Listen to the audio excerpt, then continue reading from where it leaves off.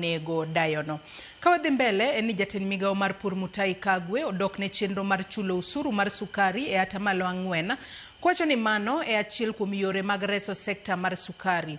Koloso e kinde manochopo e nyim komiti od bura marango chike, Kagwe omedo ni usuru makamano manochak ket e tim dwe mar 7 higani biro konyo e chwalo dongruok. Kata kamano, gwenyruok e paro nonenore e moko kuom jokanyo e sekta no ka dwaro mar mondo mi usuru oidh nyaka atamalo 10, moko dwaro mondo olor nyaka atamalo 1, ka bad migao mar pur to omako chung'ni atamalo 4 e manikare. Komitino mar Senate biro rango parogo duto motelo ne chiwo ng'eto margi.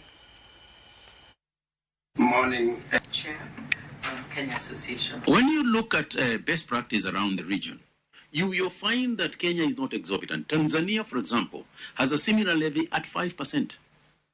So it is not that Kenya is, we want to punish our industry, as it were.